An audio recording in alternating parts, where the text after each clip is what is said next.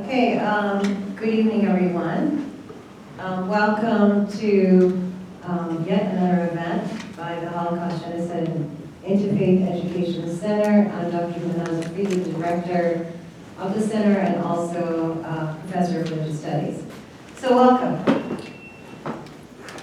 I'm really delighted to present this program tonight called Profiles of Peace, Voices of Peace Builders in the midst of the Israeli-Palestinian conflict.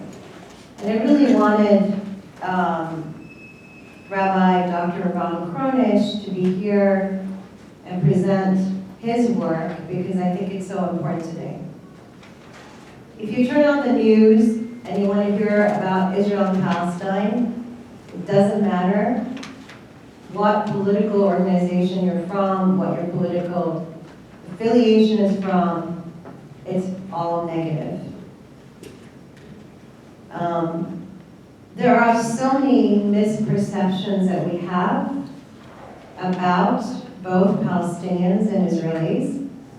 There is so much misinformation. And most importantly, and I think some of you have heard me say this, it's almost as we use the Palestinian-Israeli or Israeli-Palestinian tension and conflict as an excuse for our own political agenda.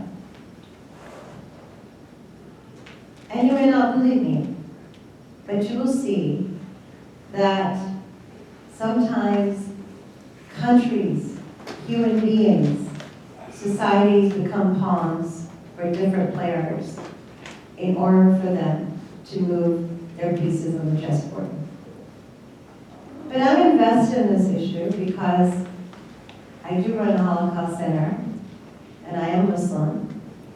And it's a very big issue in my life because I have taken the role of fighting anti-Semitism as a Muslim woman.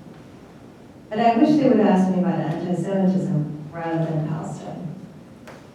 So I wanted to make that point so you would know, I mean, some of you know me because when you're in my classes and know what I do and everything, but also know why these events are important and how we need to start to change the narrative and really educate each other rather than turning on the news or sitting on Instagram or TikTok. Because that news is ideological for the most part, especially about this issue. Although I know my daughter would disagree that she learns a lot from TikTok, so put that on the side. So Rabbi Kronish is a scholar, writer, blogger, lecturer, teacher, and mentor. For the past several years, he has been a library fellow at the Van Leer Jerusalem Institute, and I visited him there, I think it was 2018, right? From 1991 to 2015, he served as a founder and director of the Interreligious Coordinating Council in Israel, Israel's premier interreligious institution during those years. He was educated at Brandeis, Hebrew Union College, Jewish Institute of Religion, and Harvard Graduate School of Education. He is the editor of Coexistence and Reconciliation in Israel, Voices for Interreligious Dialogue, and the Other Peace Process. Interreligious Dialogue, A View from Jerusalem, and he currently teaches courses about interreligious dialogue, peace building, at the Sheikh Institute for Jewish Studies in Jerusalem and Drew University, Theological School in Madison, New Jersey. He has recently completed a book on peace builders in Israel and Palestine titled Profiles of Peace, which he will talk about. So just to tell you how the evening will progress, Rabbi Dr. Kronish will speak for 20 minutes, and I will ask Sheikh Moussa, Drammeh, who is my dear brother and friend who I've worked with for a long time on projects in the Bronx. He was a man who led a community of Chabad to have a synagogue inside of his mosque. And I remember taking my Manhattan College students there and helping refurbish that. And he's a man of great peace, wisdom, and has created amazing programs in Rochester, Bronx. He runs a newspaper. He also is somebody who's helped and given a space and a place for gang members in the Bronx, and a comfort in a way that I have not seen many leaders do. He's from Gambia, he's my Muslim brother, and I welcome him. Rabbi Bob Kaplan is also an old dear friend of mine. Dear Bernardo. A very young, youthful, spry friend of mine who is on my board. He and I also do a lot of community work together. He was also involved with Sheikh Moussa when we all first kind of met and got to know each other with a shul inside of a mosque project, which is very cool, by the way. So, Rabbi Bob Kaplan is the Jewish Community Relations Council of New York director. He also is on the Human Rights Commission for New York City. He does amazing work in New York City. He goes I think he's in every borough in New York. Like every day I see, oh, he's in Queens, and he's in Brooklyn, and then he's in Manhattan, and then he's in the Bronx. I'm going, what are you doing? And he literally drives his car on these places. So he must have some like parking sticker. Oh, yes, he does. And he also recently working on some interfaith issues and also some hate issues at the Bronx Science High School, and we'll be continuing that work together. So I'm so honored to know all three of them. I invite you, Rabbi Ron, to the podium to give your presentation, and then Sheikh Moussa and then Bob Kaplan. Thank you. Thank you very much. Do you need me to stand at the podium? Is it okay if I stand there? You can sit. No, I'm not going to sit. Can you see? Can I be right here closer to the middle? Am I all right with you, Mr. Cameron? Okay. I prefer to be a little bit more in the middle. Thank you. It's very nice to be back in Manhattan College. I've been here in the past, not only for programs, but for presenting other lectures in my previous book 5 years ago. So I'm going to make 3 points. I once gave a talk in St. Paul, Minnesota. And then I came back 5 years later, and I said, I remember you from 5 years ago. You gave 3 points. 1, 2, 3. I remember 3 points, but I don't remember what they were. But anyway, I hope you remember what they were at the end. Okay. So I want to talk firstly about the subject of peacemaking and peace building. And I want to clarify what I mean by those 2 terms in general, and then with reference to the Israeli-Palestinian. Then the second thing I want to talk about is the importance of being what I call a persistent peace builder. And I will give you a few examples and tell you a few stories about people who do this for many years. But I won't tell you the whole story because I have a book there that you can buy at a discount tonight, and you can buy at the end if you want to read all the stories. You can read them all on your own. And then the third point I'm going to raise is the question for Israel-Palestine: is peace possible? That's a little bit of a spoiler because the answer is in the afterword of my book, and that's the end of the book. But never mind, it's not a movie. At least not yet. Okay, so we got 3 points. You remember what they are yet? Okay, no. Okay. If it was a PowerPoint, you'd be able to just write it down, but I don't like PowerPoints anymore.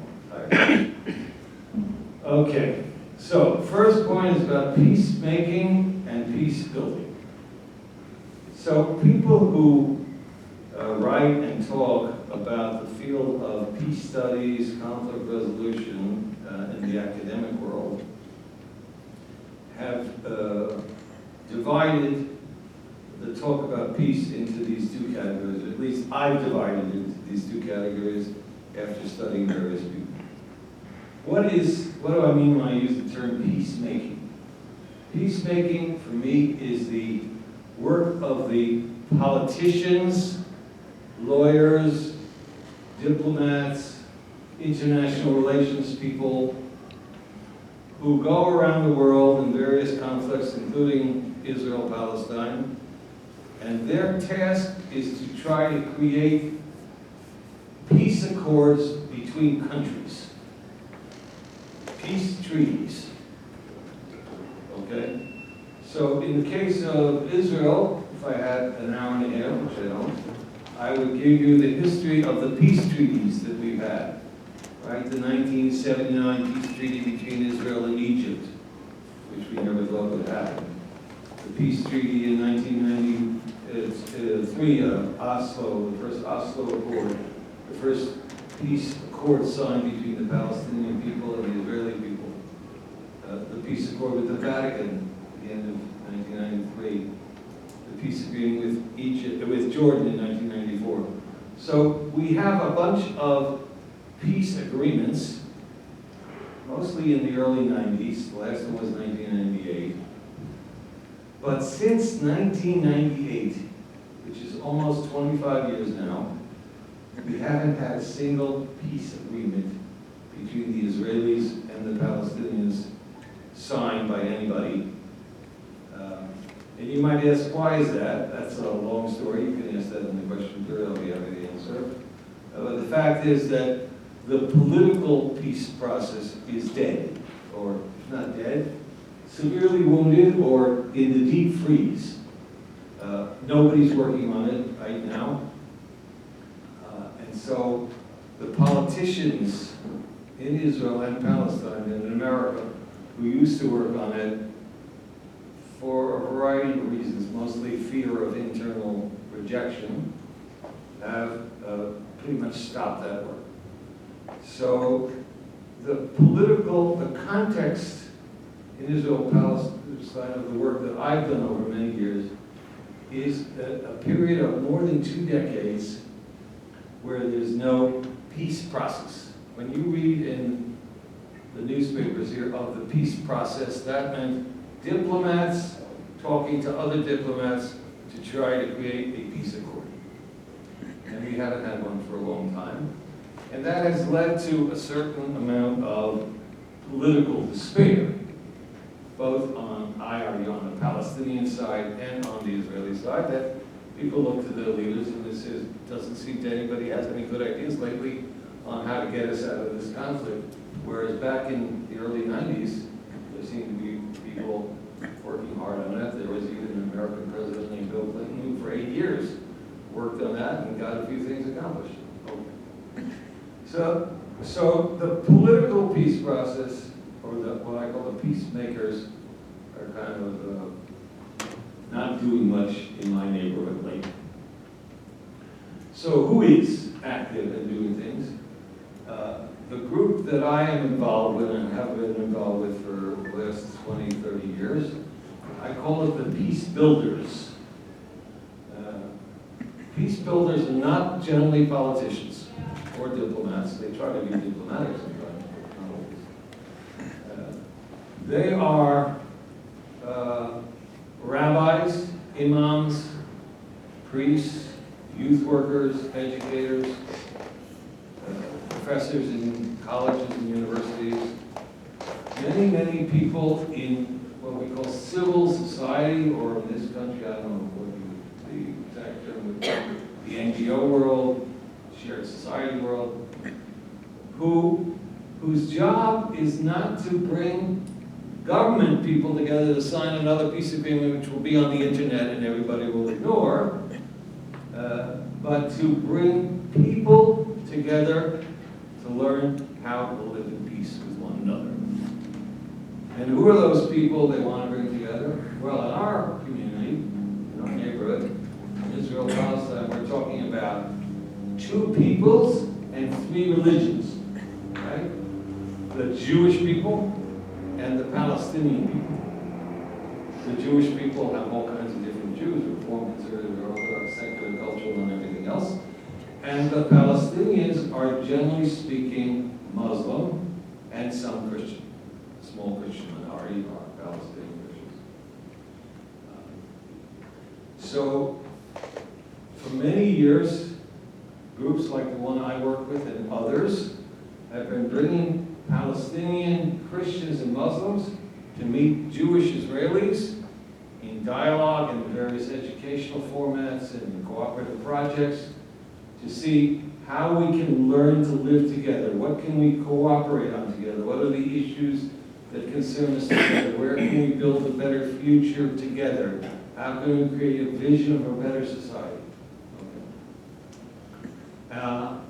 One of the people I write about in my book is a woman named Huda Abu Arqub. Huda Abu Arqub is a Palestinian woman, a Muslim woman, who grew up in a village called Dura near Hebron in the West Bank. She actually came to America, studied at Eastern Mennonite University in Virginia, where she wrote a master's thesis on Judaism, Islam, and Christianity, what they have to say on peace. Then she spent 6 years in California, Northern California, working on a program called Abraham's Vision, where they worked with Jews and Muslims around America and American Jews and Palestinian Arabs who were in universities in dialogue. In recent years, she came back to her home in Palestine, and she works in an organization called the Alliance for Middle East Peace, which you have not seen about in your newspaper, unfortunately. 160 organizations. 160 organizations. You can check it out on their website if you don't believe me.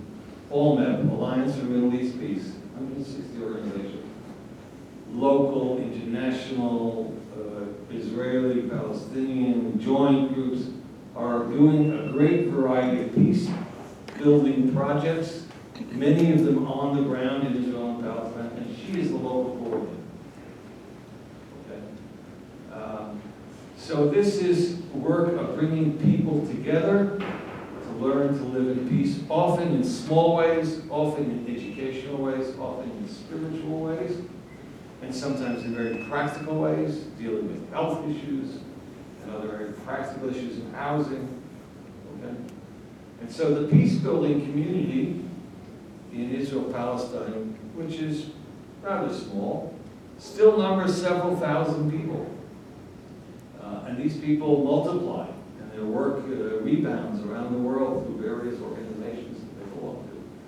And one of the things I do in my book and in my writings is to give them a voice. And that's why I'm here tonight, is to let you know about groups like this. On the Jewish side, one of the leading people I write about in my book is a rabbi, an Orthodox rabbi named Michael Melchior. He happens to live in my neighborhood. He's a wonderful man, an excellent preacher and teacher, but besides that, he's become the leading interreligious peace activist in Israel today. I originally hailed from Denmark, but he's been in Israel for a long time. Rabbi Melchior has a very interesting notion that he's been developing and promoting, and I'm helping him, and that's why I write a whole chapter about his work. He calls his work the Religious Peace Initiative. And his idea is that the peace people back in the 90s who were putting together the Oslo Accords were too secular, too academic, and ignored the vast majority of the people who live in Israel and Palestine, who are religious, Muslim and Jewish. And in order to really build peace from the ground up, we've got to get them involved. And so he's been working for many years, meeting Muslim religious leaders and Christian religious leaders, often in secret, often in dangerous places and dangerous times, in order to promote the notion that their religions are really more peaceful than they thought they were. And maybe we should study our sources together and discover some things that we weren't all that well aware of. So, my second point to you is that there are many people in Israel, in Palestine, as there are here in America and places around the world, who are acting for peace quietly, often, persistently, which means over time, which means that when the going gets rough and you elect a bad political leader this year, I don't know if anybody in America has any idea what I'm talking about, but then you don't just give up and say, oh, all is terrible and I've never seen anything so bad and just, go watch another movie. But that's the time to mobilize and to keep that vision, that flicker of hope for peace alive. And that's what many of the persistent peace builders that I write about and work with for the last 30 years do. Point 3. Remember there were 3 points. Remember the first one? Okay. Is peace possible? This is a question I've been asked many times over many years when I've come to America and other countries.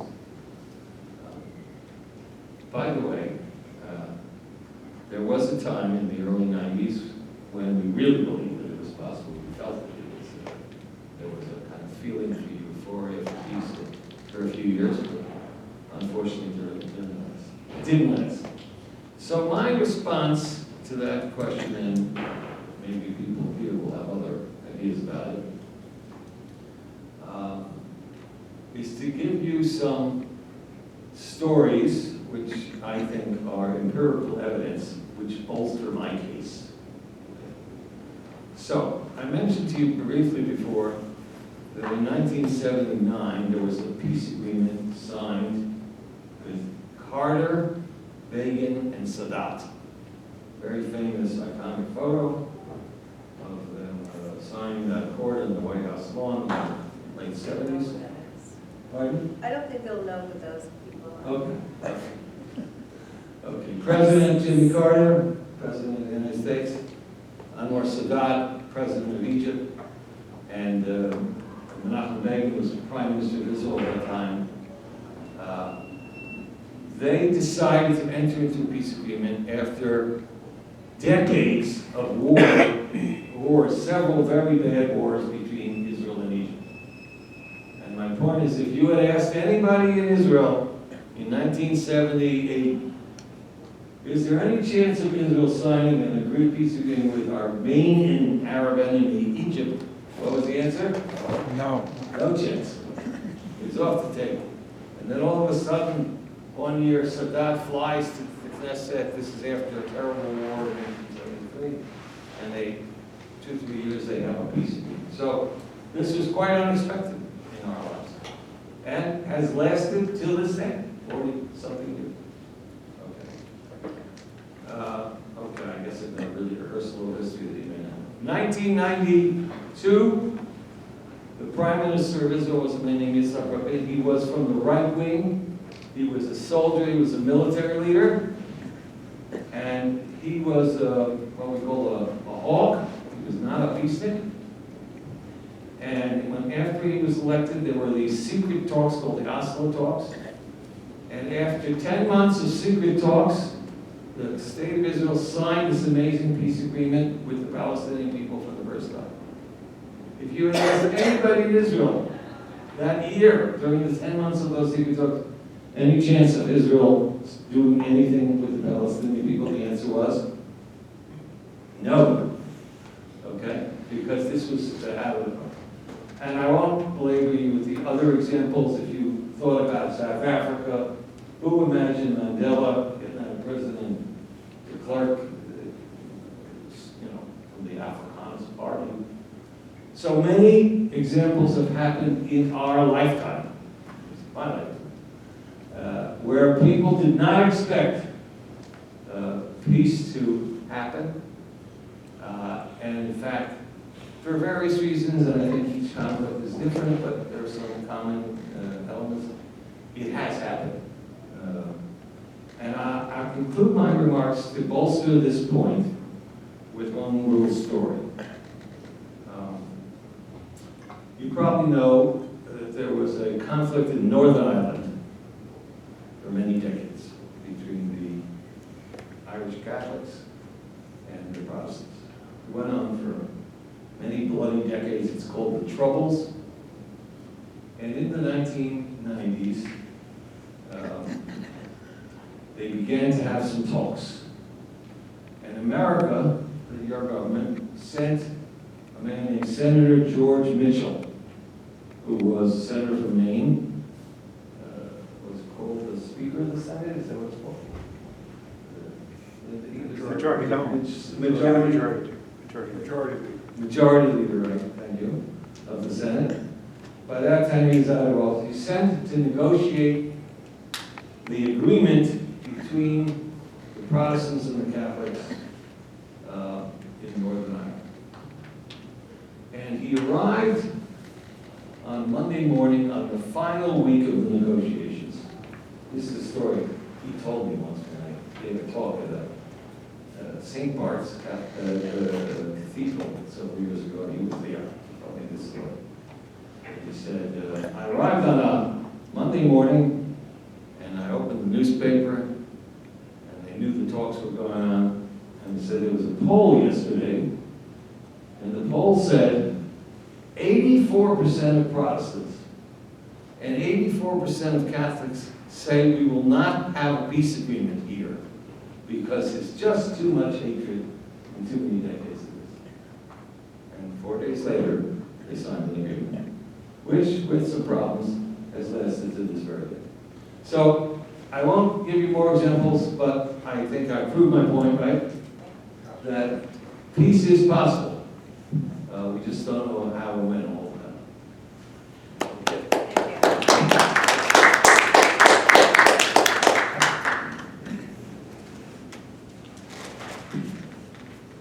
Assalamu alaikum and good evening. So I am extremely excited to be here, and I believe I belong to the second group that Dr. described, the peace builders, and that's why I'm here. So thank you for inviting me. And he made 3 points. I'm going to make 2. Maybe Rabbi Kaplan will make 1. That's how it goes. The first point that I would like to make as a third party, non-stakeholder in the conflict between the Israelis and the Palestinians, is that sometimes we may think what we said remains within a circle that we intend. But what we said and what we do can easily be globalized. And people may take whatever you said, good or bad, for their own narrative or for their own objective or to prove their point. Now, with that being said, in the 90s, I was a real estate agent. And one of my deals took longer than I wanted to take. And then I found out that it was the lawyer, the buyer's lawyer, was holding the deal. So I called the office so many times. One day I called and I cursed them out. I was so angry. And the secretary said, okay, why can't I set up an appointment? You meet with the lawyer because you're angry, but you're cursing us on the phone. I said, yes, do that. So she set up the appointment, 1 o'clock, 12:30 I was there at the office, and waiting to see this lawyer. A few minutes later, this tall guy, maybe 6 feet or 7 feet, well-built lawyer came out, Yuri law firm on East Chester Road. As soon as he came out, he was laughing. He said, now, would you curse me? And I said, no. So I cursed you because I was on the phone, but now that I'm in front of you, I will not repeat it. Now I'm saying this to say that we can be behind the computer keyboard and writing all these things that are very hurtful, that we would not do if we are in a situation or we face the same challenges or the people that we're writing about are in front of us. We wouldn't do it. It's so easy to write in the privacy of your quarters and they write all kinds of things, anti-Semitic, Islamophobic, racist, all kinds of things. And whatever you write, somebody will use it to justify their point. And from that time until today, I will never curse anybody on the phone. That I promise you. If I don't see you, I'm not going to curse you. So, and you shouldn't do it. No matter how you feel personally about a situation, do not say things that you would not repeat if the person was in front of you. So that's my number one advice to you. Everything now is instant, everything is global, and everything can be harmful or beneficial.